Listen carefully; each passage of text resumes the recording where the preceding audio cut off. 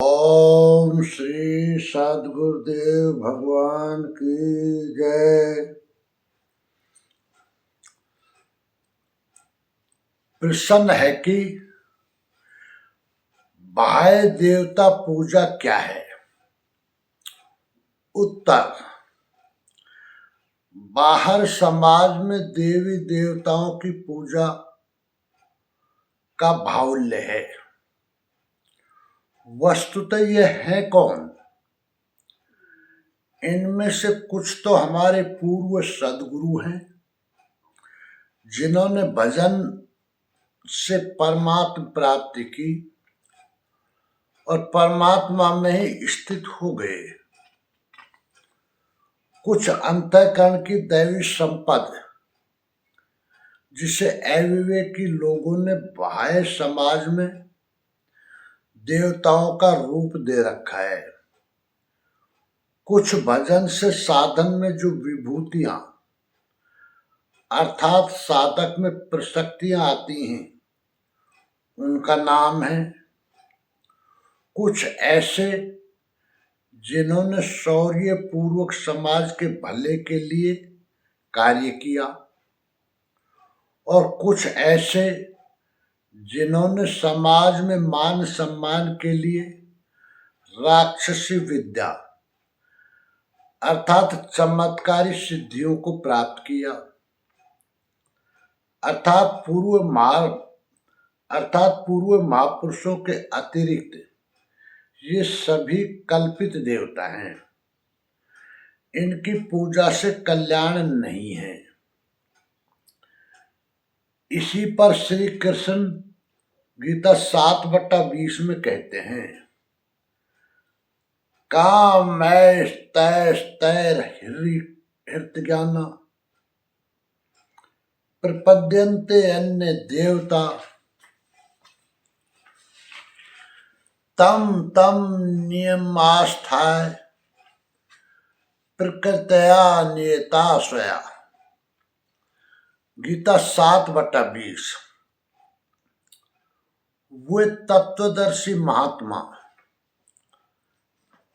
अथवा परमात्मा ही सब कुछ है, लोग ऐसा समझ नहीं पाते, क्योंकि भोगों की कामनाओं द्वारा लोगों का विवेक अपहरण कर लिया गया है। इसलिए वे अपनी प्रकृति अर्थात जन्म जन्मांतरों के अर्जित संस्कारों के स्वभाव से प्रेरित होकर मुझ परमात्मा से भिन्न अन्य देवताओं और उनके लिए प्रचलित नियमों की शरण लेते हैं। यहाँ अन्य देवता का प्रसंग पहली बार आया है। श्री कृष्ण गीता 7/21 में कहते हैं, यो यो याम याम तनुम भक्त श्रद्धयार्चितुमिच्छति तस्ये तस्याचलां श्रद्धां तामेव विदधाम्यहम्। गीता 7/21। जो सकामी भक्त जिस जिस देवता के रूप को श्रद्धा से पूजना चाहते हैं,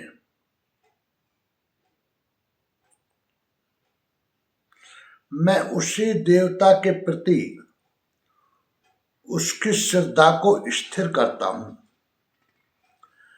मैं स्थिर करता हूं, क्योंकि देवता नाम की कोई वस्तु होती तब तो वे देवता ही श्रद्धा को स्थिर करता। गीता 7/22 में श्री कृष्ण कहते हैं, स तया श्रद्धया युक्त तस्याराधनमीहते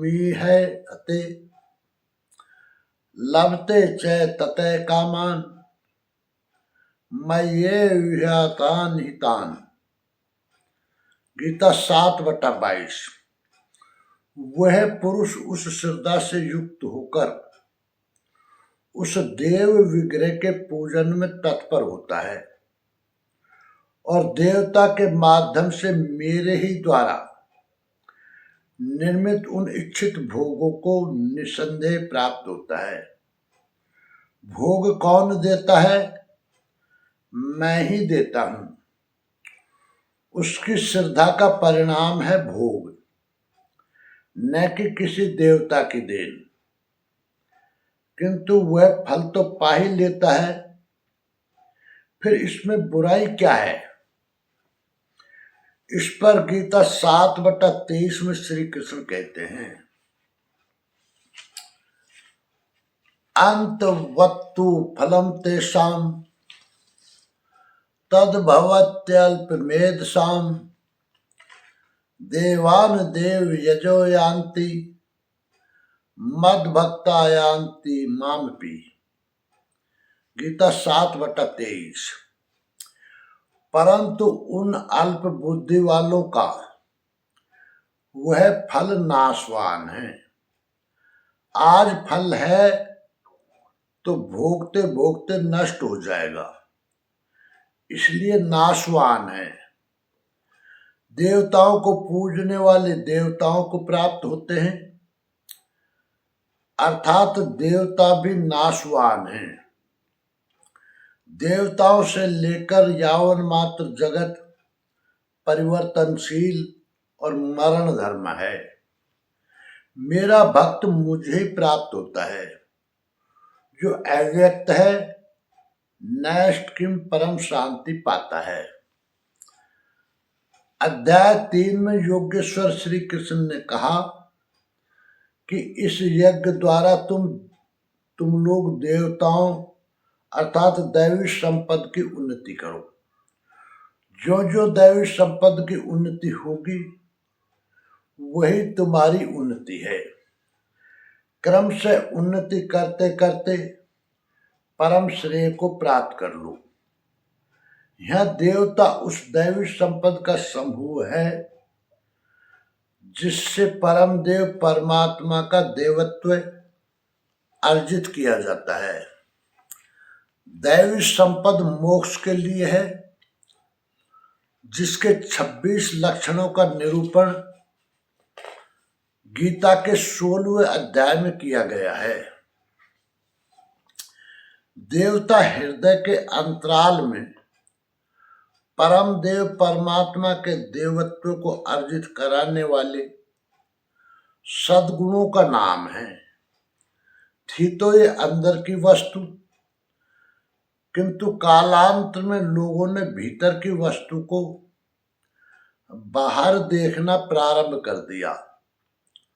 मूर्तियां गढ़ ली, कर्म कांड रच डाले और वास्तविकता से दूर खड़े हो गए। श्री कृष्ण ने इस भ्रांति का निराकरण उपयुक्त 4 श्लोकों में किया। गीता में पहली बार अन्य देवताओं का नाम लेते हुए उन्होंने कहा कि देवता होते ही नहीं। लोगों की श्रद्धा जहां झुकती है वहां मैं ही खड़ा होकर उनकी श्रद्धा को पुष्ट करता हूं और मैं ही वहां फल भी देता हूं।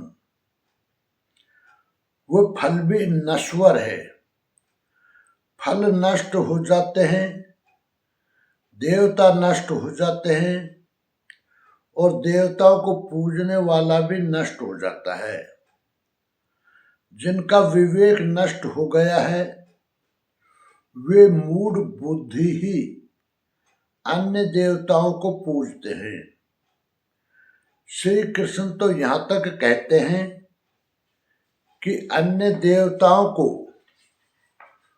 पूजने का विधान अयुक्त संगत है। गीता 7/24 में श्री कृष्ण कहते हैं, अव्यक्तम व्यक्तिमापन्नम मन्यन्ते माम बुद्धे परम भाव मयानंतो ममाव्ययम अनुत्तमम। गीता 7/24। यद्यपि जब देवताओं के नाम पर देवता नाम की कोई वस्तु है ही नहीं, जो फल मिलता है वह भी नाशवान है, फिर भी सब लोग मेरा भजन नहीं करते, क्योंकि बुद्धिहीन पुरुष अर्थात जैसा पिछले श्लोक में आया है कि कामनाओं द्वारा जिनका ज्ञान अपहृत हो गया है, वे मेरे सर्वोत्तम अविनाशी और परम प्रभाव को भली प्रकार नहीं जानते, इसलिए वे मुझ अव्यक्त पुरुष को व्यक्ति भाव को प्राप्त हुआ मानते हैं, मनुष्य मानते हैं। अर्थात श्री कृष्ण भी मनुष्य शरीरधारी योगी थे, योगेश्वर थे, जो स्वयं योगी हो और दूसरों को भी योग प्रदान करने की जिनमें क्षमता हो, उन्हें योगेश्वर कहते हैं। साधना के सही दौर में पढ़कर क्रम से उत्थान होते होते महापुरुष भी उसी परम भाव में स्थित हो जाता है। शरीरधारी होते हुए भी वे उसी अव्यक्त स्वरूप में स्थित हो जाते हैं, फिर भी कामनाओं से विवश मंद बुद्धि के लोग उन्हें साधारण व्यक्ति ही मानते हैं। वे सोचते हैं कि हमारी ही तरह तो ये भी पैदा हुए हैं, भगवान कैसे हो सकते हैं, उन बेचारों का दोष भी क्या है।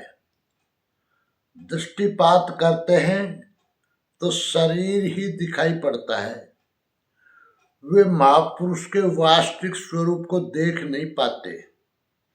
योगेश्वर श्री कृष्ण गीता 8/16 में कहते हैं,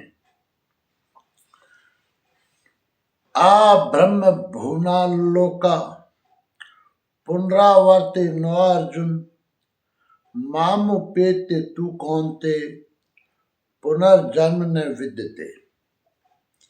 गीता 8/16। अर्जुन, ब्रह्मा से लेकर कीट पतंगादि सभी लोग अर्थात शरीर पुनरावर्ती हैं, जन्म लेने और मरने तथा पुनः पुनः इसी क्रम में चलने वाले हैं, किंतु कौन्ते, मुझे प्राप्त होकर उस पुरुष का पुनर्जन्म नहीं होता। धर्म ग्रंथों में लोक लोकांतरों की परिकल्पना ईश्वर पथ की विभूतियों का बोध कराने के आंतरिक अनुभव या रूपक मात्र हैं। अंतरिक्ष में न तो कोई ऐसा गड्ढा है जहाँ कीड़े काटते हों, और न ऐसा महल जिसे स्वर्ग कहा जाता हो।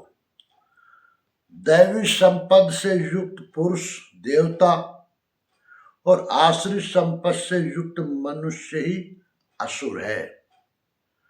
श्री कृष्ण के सगे संबंधी कंस राक्षस और बाणासुर दैत्य थे। देव मानव त्रियक योनियां ही विभिन्न लोक हैं। श्री कृष्ण के अनुसार ये जीवात्मा मन और पांचों इंद्रियों को लेकर जन्म जन्मांतर के संस्कारों के अनुरूप नया शरीर धारण कर लेता है। अमर कहे जाने वाले देवता भी मरण धर्मा हैं। क्षीणे पुण्य मर्त्यो लोके विशन्ति, क्षीणे पुण्य मर्ते लोकम विशन्ति। इससे बड़ी क्षति क्या होगी। वह देव तन ही किस काम का जिसमें संचित पुण्य भी समाप्त हो जाए। देवलोक, पशुलोक, कीट पतंगादि लोक भोग लोक मात्र हैं। केवल मनुष्य ही कर्मों का रचयिता है, जिसके द्वारा वह उस परम धाम तक को प्राप्त कर सकता है जहां जहां से पुनरावर्तन नहीं होता। यथार्थ कर्म का आचरण करके मनुष्य देवता बन जाए, ब्रह्मा की स्थिति प्राप्त कर ले, किंतु वह पुनर्जन्म से तब तक नहीं बच सकता जब तक कि मन के निरोध और विलय के साथ परमात्मा का साक्षात्कार करके उसी परम भाव में स्थित न हो जाए। उदाहरणार्थ, उपनिषद भी इस सत्य का उद्घाटन करते हैं। यदा सर्व प्रमुच्यते कामायस्ते हृदि स्थिता अथ मर्त्यो मृतो भवत यत्र ब्रह्म समुष्णुते यत्र ब्रह्म समश्नुते। कोठोपनिषद 2/3/14। जब हृदय में स्थित संपूर्ण कामनाएं समूल नष्ट हो जाती हैं, तब मरण धर्म मनुष्य अमर हो जाता है और यही इसी संसार में, इसी मनुष्य शरीर में पर ब्रह्म का भली भांति साक्षात अनुभव कर लेता है।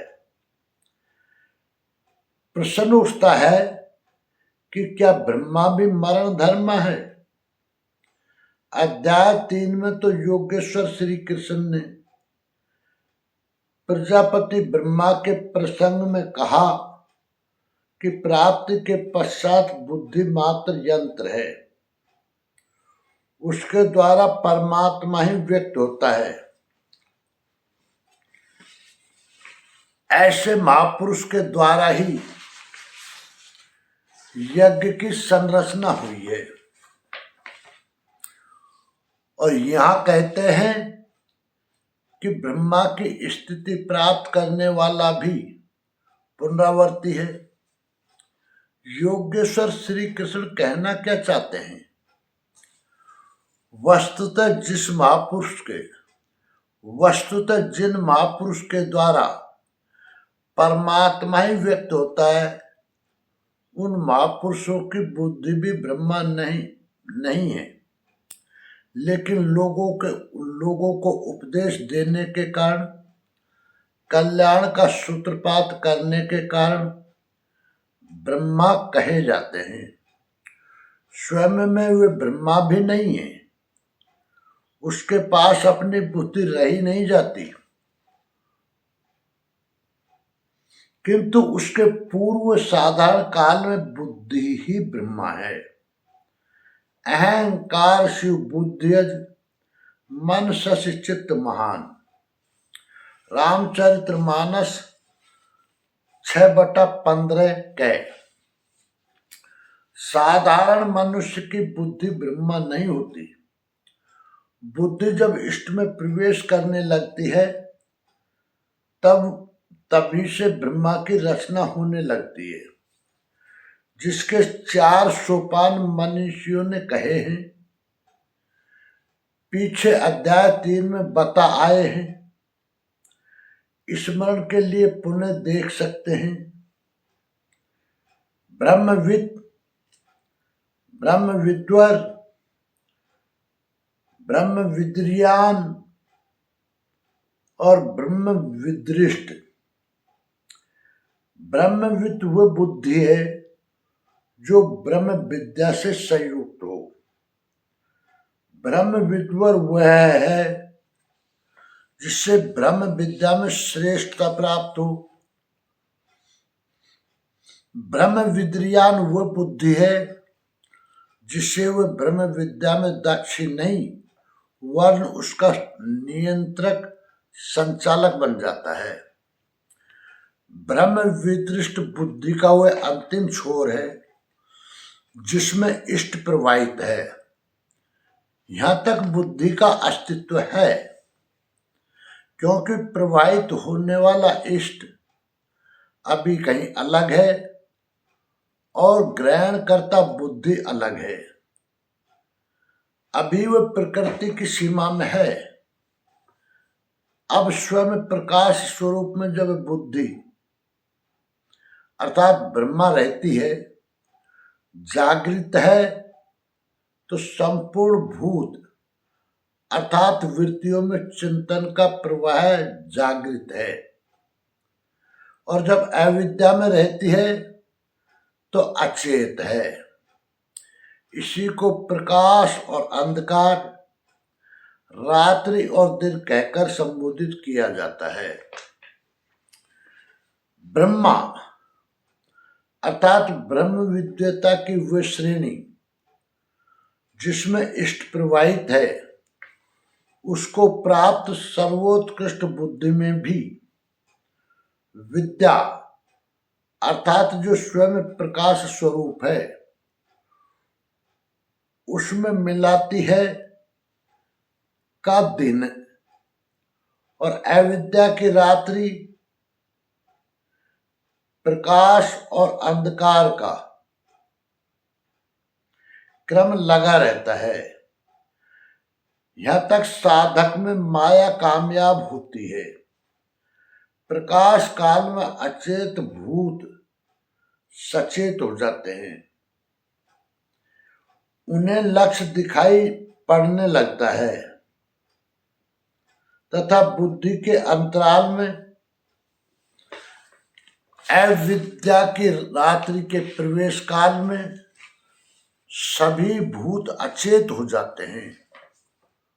बुद्धि निश्चय नहीं कर पाती, स्वरूप की ओर बढ़ना बंद हो जाता है।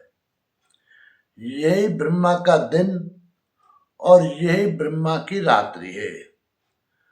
दिन के प्रकाश में बुद्धि की सहस्त्रों प्रवृत्तियों में ईश्वरीय प्रकाश छा जाता है और अविद्या की रात्रि में इन्हीं सहस्त्रों परतों में अचेतावस्था का अंधकार आ जाता है। शुभ और अशुभ, विद्या और अविद्या, इन दोनों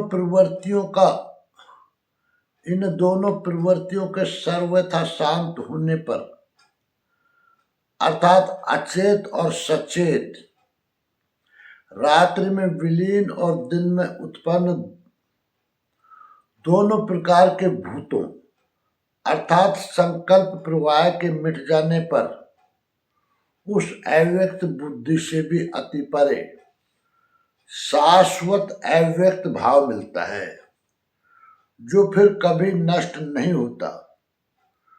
भूतों की अचेत और सचेत दोनों स्थितियों के मिटने पर ही वह सनातन भाव मिलता है। बुद्धि की उपयुक्त 4 अवस्थाओं के बाद वाला पुरुष महापुरुष है। उसके अंतराल में बुद्धि नहीं है। बुद्धि परमात्मा का यंत्र जैसी हो गई है, किंतु लोगों को वह उपदेश करता है, निश्चय से प्रेरणा देता है, अतः उसमें बुद्धि प्रतीत होती है, किंतु वह बुद्धि के स्तर से परे है। वह परम अव्यक्त भाव में स्थित है। उसका पुनर्जन्म नहीं होता, किंतु इस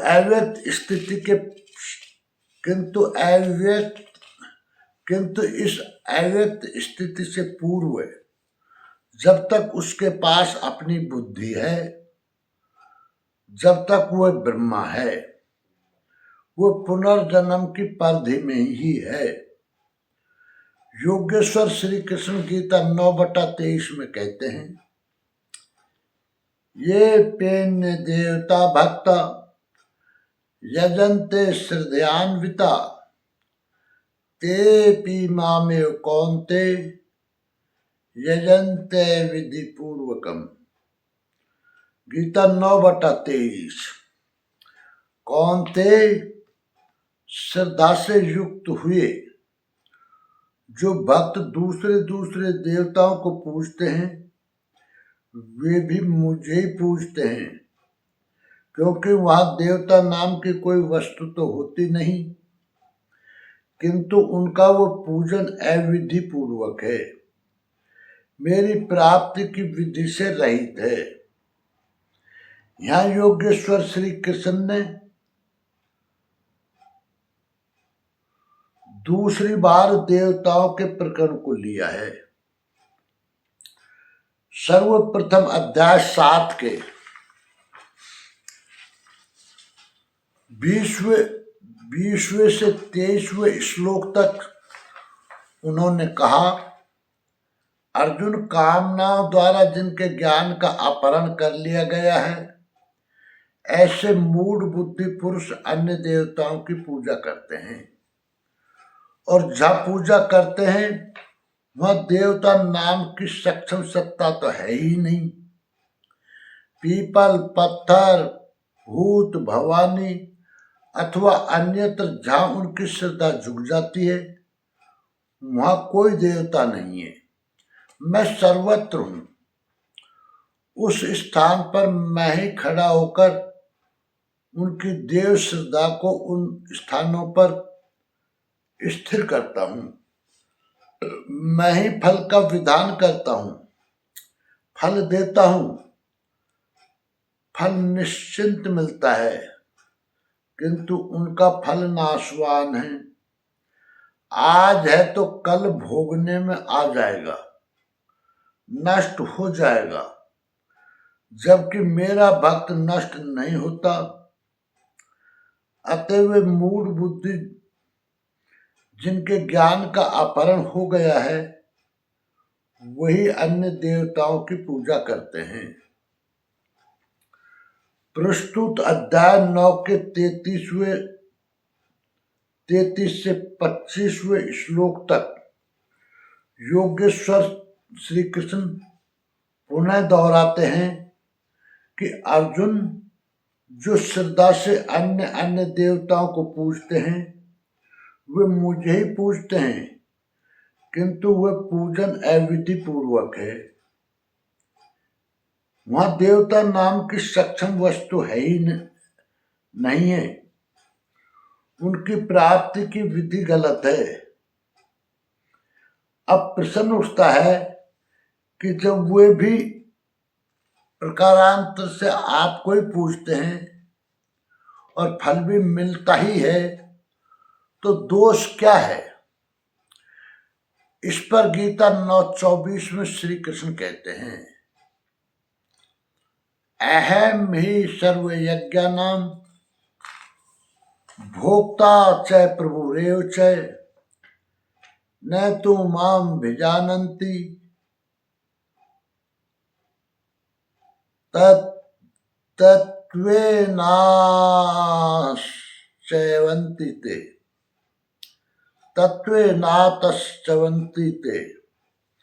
गीता 9/24। संपूर्ण यज्ञों का भोक्ता अर्थात यज्ञ जिसमें विलय होते हैं, यज्ञ के परिणाम में जो मिलता है वह मैं हूं, और स्वामी भी मैं ही हूं, परंतु वे मुझे तत्व से भली प्रकार नहीं जानते। इसलिए चवंती गिरते हैं, अर्थात वे कभी अन्य देवताओं में गिरते हैं, और तत्व से जब तक नहीं जानते तब तक कामनाओं से भी गिरते हैं। उनकी गति क्या है? इस पर गीता 9/25 में श्री कृष्ण कहते हैं, यान्ति देवता देवान पितृन्यान्ति पितृव्रता भूतानि यान्ति भूतेज्या यान्ति मध्याजिनोऽपि माम। गीता 9/25। अर्जुन, देवताओं को पूजने वाले देवताओं को प्राप्त होते हैं। देवता है तो परिवर्तन सत्ता, देवता है तो परिवर्तित सत्ता। वे अपने सदकर्मानुसार जीवन व्यतीत करते हैं। पितरों को पूजने वाले पितरों को प्राप्त होते हैं, अर्थात अतीत में उलझे रहते हैं। भूतों को पूजने वाले भूत अर्थात प्राणी होते हैं, शरीर धारण करते हैं और मेरा भक्त मुझे प्राप्त होता है। वो मेरा साक्षात स्वरूप होता है, उसका पतन नहीं होता। गीता 18/40 में श्री कृष्ण कहते हैं, न तदस्ति पृथिव्याम वा दिवि वेदेषु वा पुनः सत्वं प्रकृति जैर्मुक्तम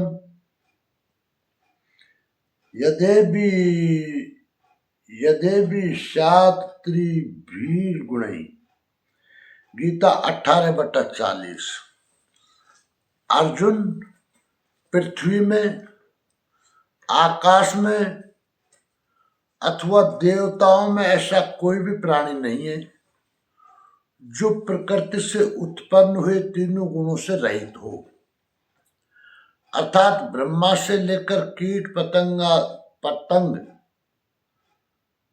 यावन मात्र जगत क्षण भंगुर मरने जीने वाला है, तीनों गुणों के अंतर्गत है।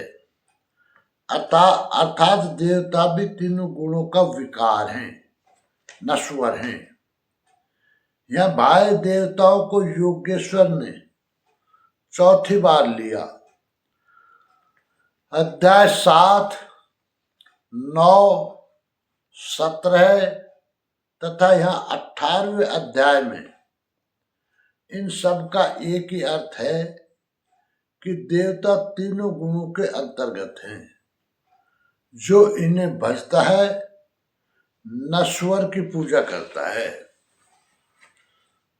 भागवत के 2 स्कंद में महर्षि शुक तथा परीक्षित का प्रसिद्ध आख्यान है, जिसमें उपदेश देते हुए वे कहते हैं कि स्त्री पुरुष में प्रेम के लिए शंकर पार्वती की, आरोग्य के लिए अश्विनी कुमारों की, विजय के लिए इंद्र की तथा धन के लिए कुबेर की पूजा करें।